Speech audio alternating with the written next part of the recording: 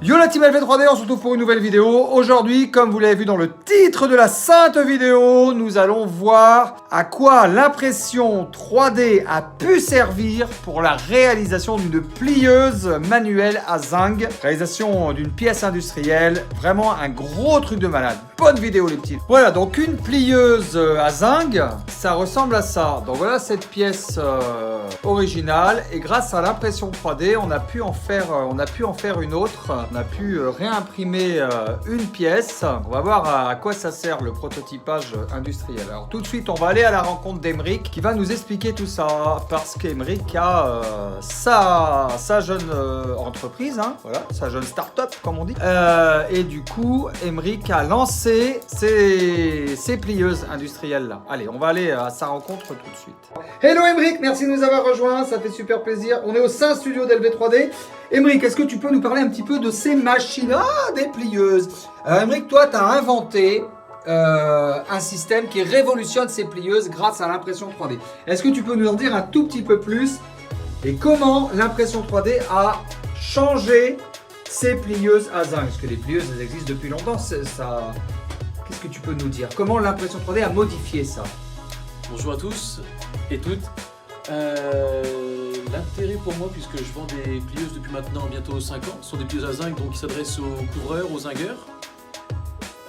C'est des pièces, comme vous pouvez le voir, donc, fabriquées en inox, en aluminium. C'est des pièces qui sont sous-traitées chez des laseristes, chez des usineurs. Quelques pièces du commerce qui sont assemblées comme les roulements et la visserie. Aujourd'hui, les pièces imprimées LV3D, donc par imprimante 3D, le grand intérêt pour moi c'est une réduction des coûts puisqu'on est quand même sur un marché concurrentiel. Bien sûr, je ne suis pas le seul fabricant de plieuses nationales et internationales. L'intérêt pour moi c'est d'arriver donc à descendre ces coûts, à pouvoir proposer et à diffuser des plieuses toujours plus, voilà, au travers de la France et à l'international.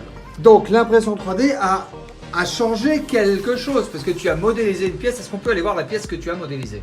Bien sûr, tout est sur l'écran. Alors on se retrouve sur l'écran du saint ordinateur. Donc là on a une vue globale de la plieuse. Moi là où je me suis retrouvé un petit peu avec quelques contraintes, c'était de réaliser cette pièce rectangulaire. Donc cette pièce en fait qui est constituée de 5 perçages par face longitudinale, 2 perçages transverses et 2 autres perçages supplémentaires. Donc on avait un total de 14 trous, bien sûr à chaque en phase d'usinage. Toutes ces actions en fait se traduisent par un coût, voilà, qu'il faut assumer derrière. Tu as donc utilisé un logiciel de modélisation? C'est correct, c'est avec ça que je travaille.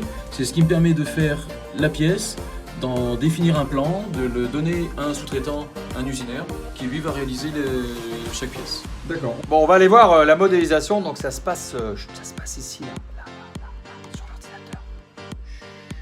Bon, Aymeric, alors, cette modélisation, elle a servi à quoi, l'impression 3D? Ça, il faut vraiment expliquer, hein.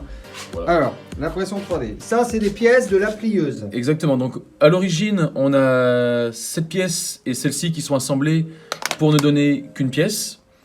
Bien sûr, ce sont des pièces qui ont un certain coût. L'intérêt pour nous, c'était de pouvoir jumeler ces deux pièces en une seule et qui soient finalement imprimées avec l'imprimante 3D. Ok, donc toi, tu as modélisé cette pièce-là, là. Et celle-ci. Bien montré à la caméra. Et cette pièce-là. Voilà, celle-ci, c'est...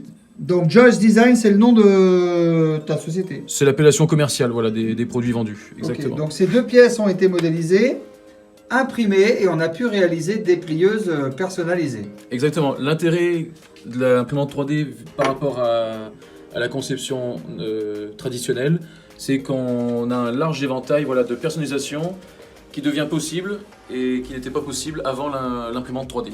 C'est quelque chose qui peut commercialement nous apporter un plus et qui peut démarquer, voilà, chaque personne est à ce moment-là à même de faire personnaliser ses plieuses, ses produits qu'ils achètent chez nous. Donc on peut vraiment dire que c'est la 4e révolution industrielle. 4e, 5e, 6e. 6e, on est au calme. Ça c'est carrément, on va en maths direct. Bon, on a bien compris la plieuse d'Aymeric, elle a l'air plutôt sympathique et elle est unique. Alors on va aller lui demander en quoi elle est unique et en quoi elle se différencie des autres plieuses, parce que des plieuses, il en existait déjà sur le marché. On va aller le voir et va nous expliquer en quoi cette plieuse se différencie. Qu'est-ce que l'impression 3D a apporté, ça on l'a vu. Ça a pu permettre de faire une pièce vraiment particulière. Mais en quoi elle se différencie des autres plieuses, la sienne? Bon alors du coup, explication de la plieuse. En quoi elle se différencie des autres, celle-là, là? Apparemment, on a quand même une sacrée longueur, là. Exactement, donc ce qui différencie la plupart des plieuses du marché, donc on est sur une longueur de 280 mm, donc on peut plier jusqu'à 28 cm. Un montage axial des tiges, donc qui facilite les réglages et les phases de démontage, d'entretien, graissage, etc. Tous les gravages sont effectués par ce qu'on appelle un CUCN, c'est un centre d'usinage à commande numérique. Voilà, ce sont des grosses machines d'usinage professionnel. Les plieuses sont jumelables, c'est pour ça qu'on a la présence de tous ces perçages. Donc on peut jumeler deux plieuses côte à côte pour n'en faire qu'une grande. Les boutons molletés sont configurables donc avec des inserts ou en laiton ou en téflon, PTFE, donc qui permet en fait de ne pas venir marquer la tige lors des phases de serrage. Donc c'est des pièces voilà, qu'on a réussi à développer pour optimiser en fait le fonctionnement et surtout ne pas perdre les petits inserts laiton qu'on venait autrefois poser entre la vis et la tige pour ne pas la marquer. Et ensuite elle est équipée donc d'une sangle anti-chute. Donc c'est une sangle qu'on accroche à la ceinture de façon à éviter d'échapper l'outil, ce qui arrive quasiment tous les jours, voilà, quand on n'a pas la sangle de retenue de sécurité. Ok, bon, ben on va aller voir le jumelage maintenant. Allez, le jumelage, on y va, c'est parti. Donc ça permet de jumeler ça. Voilà, donc quand on a deux plieuses, sur les longueurs à partir de 2,50 m, 3 mètres de tôle. Ah ouais, j'imagine que 3 mètres à plier, c'est en lacune. Ça peut devenir fastidieux, exactement. Donc l'idée, c'est de rapprocher deux jumeleuses ensemble. On a développé pour ça donc un kit de jumelage, tout simplement. Donc c'est constitué d'une tôle qui est centrée par goupilles Mecanadus, on appelle ces goupilles élastiques, puis serrées avec des vis tête bombée, les mêmes qui tiennent les roulements devant, et une dernière tôle derrière qui est reprise sur les pièces de serrage d'axe. Yes, c'est propre. Donc à ce moment-là, donc ça c'était juste pour montrer, voilà, c'est une petite maquette des deux tôles principales de plieuses assemblées, donc jumelées entre elles avec le kit de jumelage. Et on observe ici toute la machine, donc ça devient un petit peu lourd. Ça s'adresse plus à du travail de phase préparative en atelier, plutôt que de grimper sur le toit avec. Mais donc ça marche comme une plieuse ordinaire. On dessert les deux boulons molletés, on vient se régler à la cote désirée, pour le cas 170 mm. On resserre des deux côtés et on est prêt pour venir faire un pli de 170 mm. Ok. Et alors, petite question, vu qu'on parlait d'impression 3D, est-ce qu'on peut la personnaliser du coup comme ça? Par exemple, je m'appelle Dédé, je vais acheter une plieuse. Je suis un artisan, je m'appelle Dédé. Alors, est-ce que je peux le marquer dessus quoi? Tout est prévu pour Dédé. En fait, ces tôles sont fabriquées par découpe laser. Et on a ici, par exemple, une gravure qui est tout à fait envisageable. C'est validé à la commande. Et nous, on enverra la pièce en découpe voilà, à l'unité ou en petite série, suivant ce qui oui, s'il a une équipe sur des chantiers, ouais, ça peut... Et ben, on pourra faire des D1, des D2, des D... Voilà, pour identifier chaque plieuse qui part en chantier, absolument.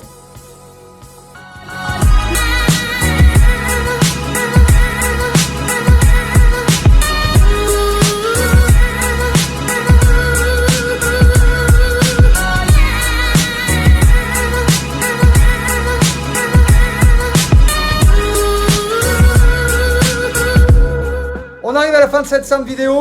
Évidemment, ces plieuses qu'on a fait avec Emeric. Enfin, nous, on a fait la vidéo. Alors, moi, j'ai pas fait voilà, on a fait que la vidéo. Mais Emeric et lui est le créateur des plieuses. Comment s'appelle la marque? Joyce Design. Joyce Design. L'appellation commerciale. L'appellation commerciale. Est-ce que tu peux montrer la petite pièce imprimée en 3D? Voilà. Joyce Design. Donc, plieuse personnalisée si vous êtes professionnel, artisan.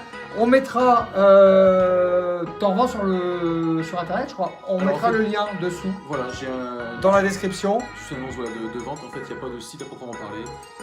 Mais c'est en vente sur internet, il n'y a pas de souci. Voilà, si éventuellement ça intéresse quelqu'un, un artisan, le lien est dans la description.